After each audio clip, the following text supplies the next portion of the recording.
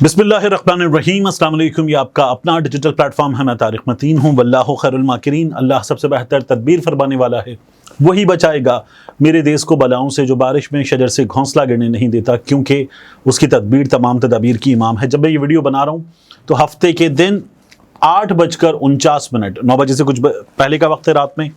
बहुत कुछ हो रहा है, इसलिए मुमकिन है कि तरतीब आगे पीछे हो, लेकिन इस वक्त तक के अपडेट्स क्या हैं, अहम तरीन चीज़ें हैं, मैं सब की सब आपके सामने रख दूंगा।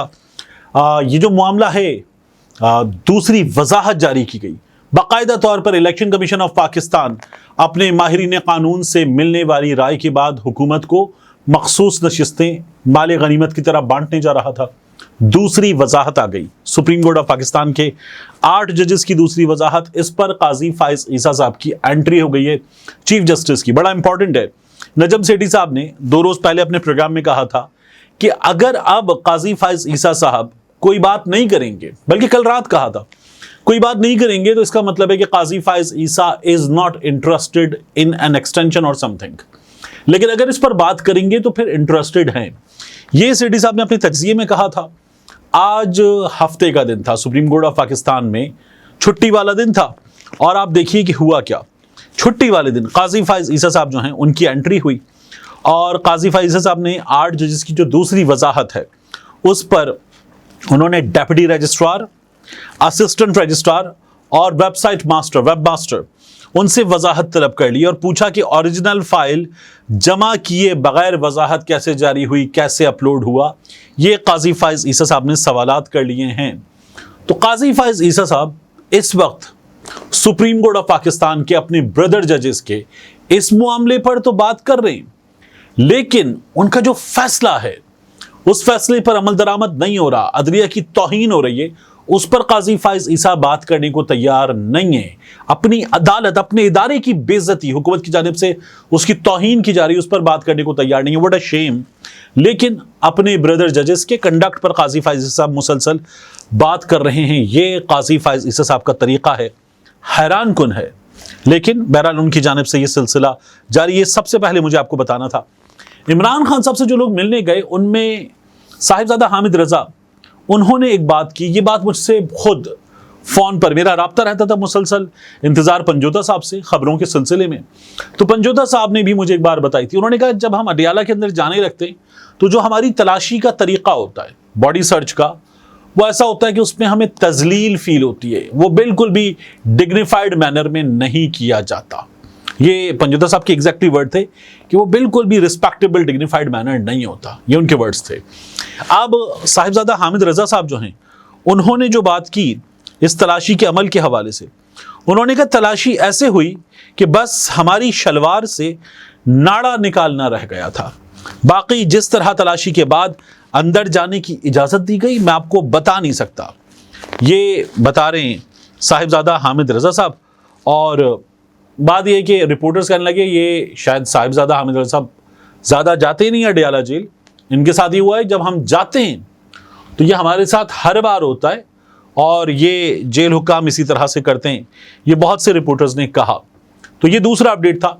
हुआ ये कि इमरान खान साहब के साथ जेल में क्या हो रही है, 5 रोज से बिजली बंद, बाकी मुश्किलात, ये सब कुछ बताया गया बैरिस्टर गौहर की जानिब से। और एक तस्वीर भी वायरल हो रही है, उसमें बैरिस्टर गौहर साहब और उनके साथ असद कैसर साहब, ये जब गुफ्तगू करने बैठे थे तो दोनों जो हैं वो उस प्रेस कॉन्फ्रेंस के मौके पर अपने फ़ोन पर कहीं बात कर रहे थे।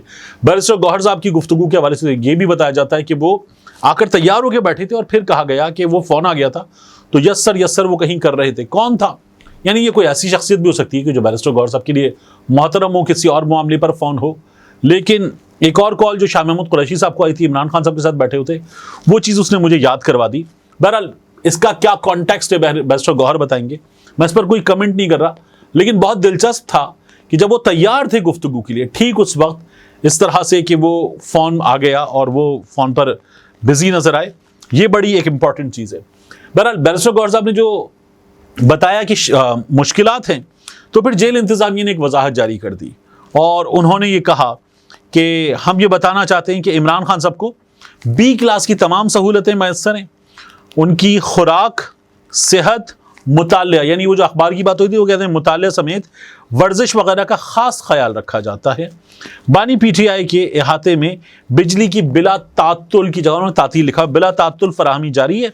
گورنمنٹ آف پنجاب کی طرف سے دی گئی بی کلاس سہولیات کی روشنی میں ان کو اپنا کھانا تیار کروانے کے لیے باقاعدہ ایک قیدی کک فراہم کیا گیا ہے جو کہ ان کا ناشتہ اور دوپہر اور شام کا کھانا تیار کرتا ہے، جیسا کہ گزشتہ دنوں کی کھانے کی تفصیل، پھر انہوں نے لکھی ہوئی کھانے کی تفصیل کہ عمران خان صاحب ناشتے میں کیا کھاتے ہیں، کافی ہے، چیا سیڈز ہے، چقندر کا جوس ہے، دہی بسکٹ کھجوریں ہیں، دوپہر کا کھانا ہے کڑی پکوڑا، دیسی مرغی، چپاتی، کوک، سیلڈ، گرین ٹی، یہ دوپہر کے کھانے میں لکھا ہوا ہے۔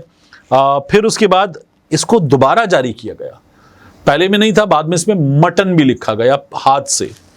پھر شام کا کھانا، اور شام کے کھانے میں دلیا، کوکونٹ کا جوس، انگور وغیرہ پہلے جو جاری کیا گیا اس پہ سگنیچر نہیں تھے، دوبارہ جاری کر کے اس پہ سگنیچر بھی موجود تھے۔ یہ جیل انتظامیہ نے کیا۔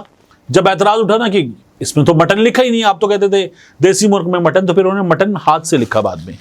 یہ جیل انتظامیہ نے کیا۔ عجیب و غریب کام ہے ہمارے یہاں جو ہو رہے ہیں۔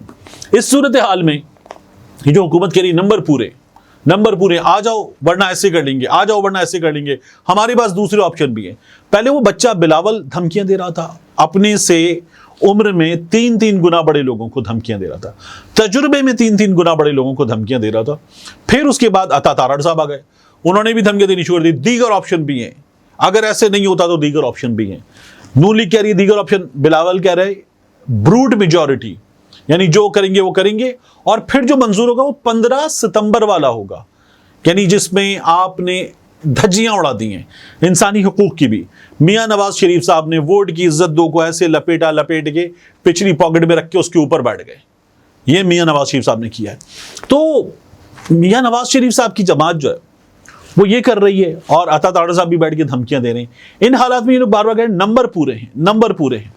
اب نمبر پورے ہیں والوں سے بندہ پوچھے کہ سینٹ میں آپ نے کہا نمبر پورے ہیں، اجلاس آگے لے جاؤ، پھر 1.5 گھنٹہ آگے لے جاؤ، پھر 1.5 گھنٹہ آگے لے جاؤ۔ صبح سے کام شروع ہوا تھا، وہ 9:30 بجے تک، جب آپ یہ ویڈیو دیکھ رہے ہیں تو ممکن ہے کہ اس وقت یہ بالکل شروع ہو چکا ہو، یا پھر ممکن ہے آدھا گھنٹہ 1 گھنٹہ آگے بڑھا دیا جائے۔ یعنی ارکان کو بھی آپ نے بھیڑ بکریاں بنا کے تیار کر کے رکھا ہوا ہے، وہ پہنچے ہوئے ہیں ادھر ادھر مختلف دفاتر میں، مختلف جگہوں پہ بیٹھے ہوئے ہیں، اور ان کو آپ نے تیار کر کے رکھا ہوا ہے کہ ریڈی رہو بس ترمیم۔ تو یہ کام کیا ہوا ہے۔ اب وہ بیچارے ایوان میں آتے ہیں 9:30 کے اجلاس کے لیے، 8 بجے کے آس پاس گھنٹیاں بجائی گئیں۔ اب گھنٹیاں بجی، ایوان ہے بہت ہی پرآسائش ہے، تو پھر اس کے بعد یہ ہوا کہ ایک رکن آتا دیکھتا ہال خالی ہے، ایک اور دروازے سے ایک اور آتا دیکھتا 2 سے 3 لوگ، ہال خالی ہے، ایک دوسرے کو دیکھ کے ہاتھ ہلاتے ہنستے پھر واپس باہر چلے جاتے۔ ہوا کیا میں آپ کے سامنے رکھ دیتا ہوں۔ اس سلسلے میں جو چیزیں ہمارے سامنے آتی ہیں کہ سینٹ کے ارکان، پلوشہ خان صاحبہ پیپلز پارٹی کی، وہ سینٹ کے ہال میں آئیں، دوسرے دروازے سے ساجد میر صاحب ہال میں آئے، اور پھر دونوں واپس روانہ ہو گئے، اور گھنٹیاں بجائی جا رہی تھی اس دوران۔ سینٹ کے اس ہال میں کوئی نہیں آیا۔ مصدق ملک جو ہیں وہ اندر آئے، آ کے انہوں نے دیکھا خالی ہے، پھر وہ بھی باہر چلے گئے۔ اب یہ سب کچھ ہو رہا تھا، پھر سینٹ میں 2 ارکان آ کر بیٹھ گئے، ایک تھے شہادت آوان اور ایک سینٹر پلوشہ، دونوں ایک دوسرے کو دیکھ کر وہاں پہ ہنسنے لگے۔ پھر تقریباً ہمارے سامنے خبر آئی کوئی اراؤنڈ 8:40 کے آس پاس کہ ارکان کی تعداد ہو گئی سینٹ کے ہال کے اندر 5۔ اب جب یہ ہوتا ہے کتنے آتے ہیں نہیں آتے نہیں پتا، لیکن پھر ہم نے دیکھا کہ اختر مینگل صاحب نادر گرمانی کے شو میں آئے، اور اختر مینگل صاحب نے یہ بتایا کہ نسیمہ احسان صاحبہ، وہ جن کے پارلیمنٹ لاج کا انہوں نے پتہ ٹویٹر پہ لکھا اور بتایا کہ ان کے بیٹے کو اٹھا لیا گیا، تو انہوں نے کہا کہ نسیمہ احسان صاحبہ کو جب میں آ رہا تھا یہ پتہ چل گیا کہ میں پاکستان آ رہا ہوں، تو انہوں نے کہا کہ نسیمہ احسان صاحبہ کو بھی اٹھا لیا گیا، اب ہمارا نسیمہ احسان صاحبہ سے بھی رابطہ نہیں ہے۔ وہ پارلیمنٹ آئی تھیں، آ کے انہوں نے جو گفتگو کی کہ نہیں ٹھیک ہے کر لیں گے دیکھ لیں گے، یہ باہر گفتگو تھی، اندر جاتے جاتے انہوں نے پلٹ کے کہا آپ کو پتہ ہے پریشر کیا ہے، اور پھر ایوان میں کھڑے ہو کر وہ رو پڑی۔ کامران مرتضی صاحب ان کی بات کرتے ہوئے باقاعدہ آپ دیدہ ہو گئے۔ وہ نسیمہ احسان صاحبہ جن کے بارے میں بتایا گیا کہ ان کا بیٹا اٹھا لیا گیا ہے، یہ چل رہا تھا، تو پھر اس وقت اختر مینگل صاحب نے کہا کہ وہ بھی اٹھا لی گئی ہیں، ان سے ہمارا رابطہ نہیں ہے۔ اب ان حالات میں فیصل واؤڈا ہیں، ایسے دیگر لوگ ہیں، وہ لگے ہوئے ہیں کہ جی ٹھیک ہے اٹھایا گیا نہیں اٹھایا گیا، پیسے دیے گئے نہیں دیے گئے، بہرحال ترمیم تو ہوگی، جو آ جائے گا اس کی عزت بچ جائے گی، جو نہیں آئے گا اس کی عزت نہیں بچے گی۔ یہ کیا لوگ ہیں؟ مطلب آپ ایوان میں آئے ہیں، آپ کی جماعت بھی نہیں ہے، آپ جس طرح سے آئے ہیں اس طرح سے ترمیم آ رہی ہے، آپ یہ باتیں کر رہے ہیں بیٹھ کر۔ اور جنہوں نے آپ کو ووٹ دیا انہوں نے آپ کو ووٹ کیوں دیا؟ کیونکہ وہ بھی اسی طرح سے قومی اسمبلی میں آئے یا کسی اور ایوان میں آئے، وہ اسی طرح سے آئے ہیں۔ تو یہ اس وقت کا حال ہے۔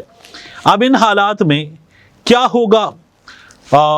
ایک اور بہت امپورٹنٹ چیز، میں نے کہا تھا کچھ چیزیں بے ترتیب رہیں گی، میں نے یہ تمام نوٹس لکھ لیے۔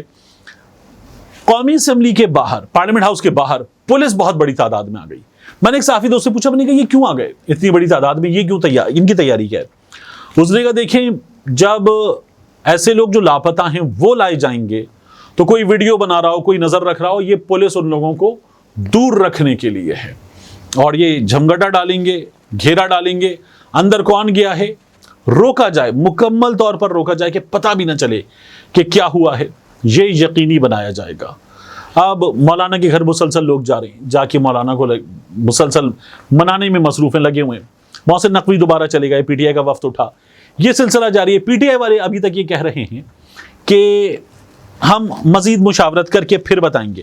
ہمارے دوست ہیں فہیم اختر ملک، یہ سپریم کورٹ آف پاکستان بھی کور کرتے ہیں، بہت کم، اسپیشلی کور کرتے ہیں الیکشن کمیشن آف پاکستان، اور فضل الرحمان کی جماعت کی بیٹ فہیم کے پاس ہے۔ تو Faheem is a very good reporter. Faheem نے ایک خبر دی، انہوں نے یہ کہا کہ آئینی عدالت اب تک فارغ ہے، اور یہ ہمیں نظر بھی آ رہا ہے، بلاول مان گئے، قاضی فائز عیسیٰ فارغ نہیں آ سکتے، ایکسٹینشن فارغ، سکندر سلطان راجہ اینڈ کمپنی تقریباً فارغ، سپریم کورٹ ہائی کورٹ کے اختیارات برقرار، فوجی عدالتوں میں عمران خان کا ٹرائل فارغ، انسانی حقوق برقرار۔ یہ فضل الرحمان کی اب تک کی کوشش ہے، اور حکومت فوجی عدالتوں میں سویلینز کے ٹرائل کی شق ڈالنے کی پھر کوشش کر رہی ہے۔ فضل الرحمان اس پر نہیں مان رہے، یہ اختلاف کی وجہ بن سکتی ہے، اور ساتھ میں اختلاف کی وجہ بن سکتی ہے۔ فضل الرحمان صاحب کی جماعت نے کہا کہ 2028 مکمل خاتمہ سودی نظام کا، حکومت نے اس میں الفاظ بدل دیے اور کہا ہے کہ جہاں تک ممکن ہو سودی نظام کے خاتمے کی کوشش، یعنی پھر جتنا ہو گیا، باقی ایسے ہی چلو۔ تو سودی نظام کا تحفظ حکومت کر رہی ہے، یہ بھی ایک بھرپور اختلاف فضل الرحمان صاحب کا اس کی وجہ بن سکتی ہے۔ باقی اس وقت پاکستان تحریک انصاف جو ہے اس کے پاس اچھا آپشن کیا ہے؟ پاکستان تحریک انصاف کو شروع سے اس پوزیشن لینی چاہیے تھی، پوزیشن ذرا سی چینج ہوئی کہ ہم مولانا کی چیزوں پر ووٹ ڈال سکتے ہیں۔ پاکستان تحریک انصاف والے جو ہیں وہ یہ صاف بات کریں، اختر مینگل بھی اگر یہ چاہتے ہیں صاف بات کریں کہ یہ پارلیمان جس کے پاس مینڈیٹ ہی نہیں ہے یہ کام نہیں کر سکتی، اس کا سینٹ نامکمل ہے، یہ کام نہیں کیا جا سکتا۔ لیکن یہ بات یہ لوگ نہیں کر رہے، جو کہ افسوسناک ہے۔ حکمت عملی بھی یہ ٹھیک نہیں ہے۔ ملتے ہیں انشاءاللہ آپ سے اگلی ویڈیو میں۔